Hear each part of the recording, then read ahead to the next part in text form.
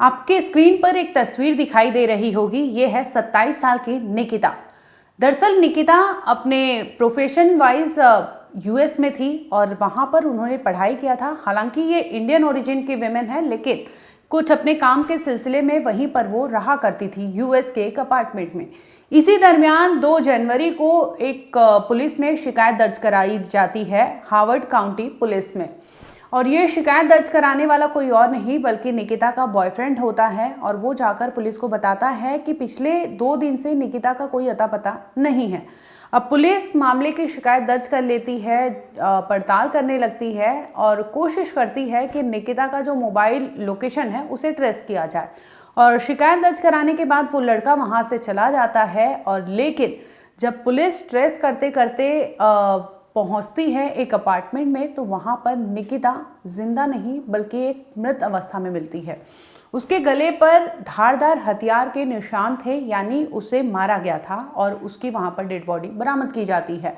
अब पुलिस हैरानी में पड़ जाती है कि एक दिन पहले गुमशुदगी की रिपोर्ट दर्ज कराई गई और ट्रेस करते करते पुलिस पहुंचती है उस लड़के के कमरे में जहां पर उसने बताया था कि वो रहने वाला है और शिकायत दर्ज कराई थी कि निकिता मिसिंग है। और उसी अपार्टमेंट में एक कमरे में निकिता की डेड बॉडी बरामद की जाती है। दूसरी ओर पुलिस उस लड़के की तलाशी लेने लगती है कि ये गया तो गया कहाँ। तो पता चलता है कि वो यूएस छोड़ चुका है और वो इंडिया के लिए वहाँ से उड़ान भर चुका था। और अमूमन आपको बता दें कि इस वक्त वो इंडिया में पहुँच चुका है। आखिर निकिता की हत्या किसने की थी? और इंडिया की रहने वाली निकिता यूएस में जाती है और यूएस में वो अपनी पूरी पहचान बना लेती है और वहाँ पर वर्किंग होती है। और इसी दरमियान उसकी हत्या की जाती है और हत्या नए साल के दरमियान की जाती है। क्या थी पूरी कहानी, आइए आपको सिलसिलेवार तरीके से इस वीडियो में समझाते हैं। स्वागत है आपका, आप देख रहे हैं क्राइम तक, मैं हूँ अश्विनी सिंह। इस मर्डर केस में सबसे ज्यादा अगर कुछ इंपॉर्टेंट है तो वो है टाइमलाइन। आपको रूबरू करवाते हैं कि 31 दिसंबर यानी नए साल की शुरुआत करने वाले लोग थे। लोग जश्न के माहौल में होते हैं, अपने मूड में होते हैं। इसी दरमियान 31 दिसंबर को निकिता अपने दोस्तों यारों से मिलती है। वो 31st की पार्टी सेलिब्रेट करती है और इसके बाद से ही उसका पता नहीं था। अब 1 तारीख आता है, 1 तारीख को न्यू ईयर सेलिब्रेट होता है, लेकिन निकिता के दोस्तों को लगता है कि उसका विश नहीं आया और उससे कोई कन्वर्सेशन नहीं हो पा रही थी। तो इसके बाद वो लोग हैरानी में पड़ जाते हैं। लेकिन हैरानी में सबसे ज़्यादा पड़ता है तो वो पड़ता है अर्जुन शर्मा। ये रहने वाला कोलंबिया के अपार्टमेंट का है, वहीं के एक अपार्टमेंट में वो रहा करता था। और ये पहुंचता है पुलिस थाने, क्योंकि 31 तारीख को इसकी लास्ट बातचीत हुई थी या फिर इसने निकिता को देखा था। इसके बाद से निकिता ना 1 तारीख को नजर आई ना 2 तारीख को। हारकर अर्जुन जाता है हार्वर्ड काउंटी पुलिस स्टेशन, जहां पर वो शिकायत दर्ज कराता है कि उसकी गर्लफ्रेंड जो है निकिता वो मिल नहीं रही है और उसका पिछले 2 दिन से कोई पता नहीं है। अब पुलिस उसकी शिकायत दर्ज करती है, इंक्वायरी जांच पड़ताल शुरू कर देती है। इसी दरमियान आपको बता दें कि अगली सुबह यानी 3 जनवरी को पुलिस अर्जुन यानी जो कंप्लेनेंट था अर्जुन शर्मा उसके कोलंबिया के अपार्टमेंट में पहुंचती है। अब वो वहां पहुंचती है तो देखती है कि वो नज़र नहीं आता और नज़र नहीं आता। इसके बाद उसकी फ़ोन नंबर ये सब, क्योंकि उसके पास नंबर था, तो सर्च ऑपरेशन किया जाता है। तो पता चलता है कि शर्मा यूएस छोड़ चुका है।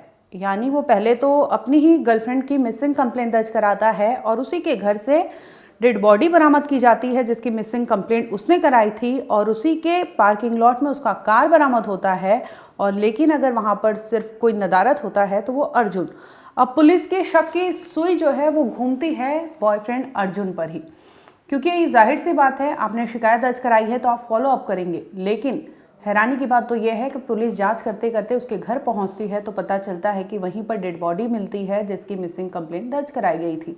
अब डेड बॉडी को देखा जाता है तो पता चलता है कि उसके चेहरे पर और शरीर के अन्य पार्ट्स पर कई जख्म थे। ऐसा लग रहा था कि किसी धारदार हथियार से उसे स्टैब किया गया था, यानी मारा गया था, जिसकी वजह से एक्सेस ब्लड निकला था बॉडी से और इसके बाद उसकी मृत्यु हो गई थी। जब पुलिस वहाँ पर उसके शर्मा के रेसिडेंट पे पहुँचती है तो देखती है कि वो वहाँ पर शर्मा नहीं है, लेकिन डेड बॉडी बरामद की जाती है। इसके बाद पुलिस अपनी कार्रवाई आगे करती है तो पता चलता है कि अर्जुन वहाँ पर नहीं है।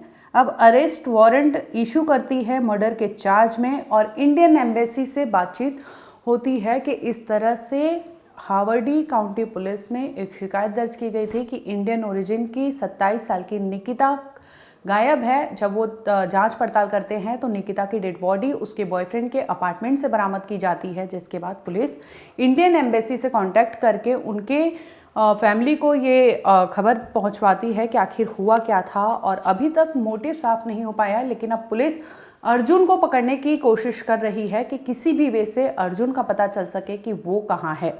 बता दें कि अर्जुन जो है 10100 ट्विन रिवर्स रोड कोलंबिया इसी अपार्टमेंट में रहा करता था और यहीं से डेड बॉडी बरामद की गई थी। अब आपको इस केस में 3 मेन चीज़ों का जिक्र करने वाले हैं हम। एक तो एक्स्ट्राडिशन जो ट्रीटी होती है कि किसी भी दूसरे कंट्री में अगर आपने क्राइम किया है और आप दूसरे कंट्री में भाग गए हैं जहाँ के आप रहने वाले हैं, तो ऐसे में चैलेंजेस आते हैं कानून की। तो कानूनी क्या प्रक्रिया है और किस तरह से, क्योंकि जो क्राइम सीन है, क्राइम जहाँ कमिट किया गया है वो यूएस है। यूएस में क्राइम कमिट करके यानी एक मर्डर करके अर्जुन, जो पुलिस है अभी तक सस्पेक्ट कर रही है कि उसका बॉयफ्रेंड जो कंप्लेनेंट है वो ही मर्डर करके भाग गया है। और पुलिस ने ये भी बताया है कि निकिता का मर्डर जो हुआ था वो 31 दिसंबर शाम 7:30 बजे के बाद उसकी हत्या कर दी गई थी और इसके बाद वहाँ से 1 दिन तक उसका बॉयफ्रेंड उसी अपार्टमेंट में रहता है। अभी तक पुलिस जो है वो ये तय नहीं कर पाई है कि क्या हत्या वहीं पर की गई थी या फिर कहीं और हत्या करके वहां पर लाया गया था निकिता की डेड बॉडी को।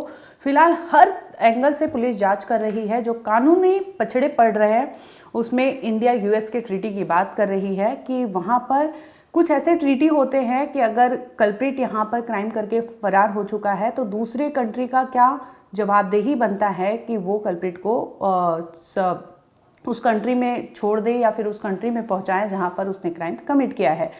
तो ये होता है allow cooperation serious criminal cases में, यानी दोनों के जो कोऑपरेशन है, यूएस के कोऑपरेशन या फिर इंडिया के, ये दोनों मिलके एक ट्रीटी साइन किए हैं जिसके तहत अब ये जो क्रिमिनल है यानी अर्जुन को जो सस्पेक्ट बताया गया है उसकी वो कस्टडी चाहेंगे।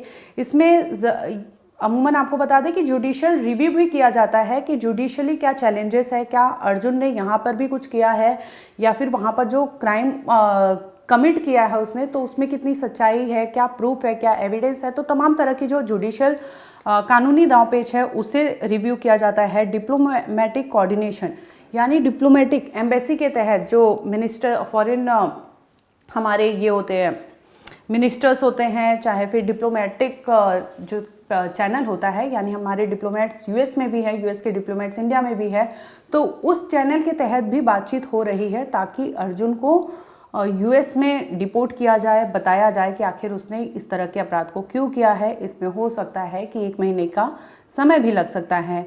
अभी तक मोटिव क्लियर नहीं हो पाया है कि आखिर क्यों निकिता की हत्या की गई है और वो भी हत्या करने के बाद वहाँ से उसका बॉयफ्रेंड जो है वो फरार हो गया है।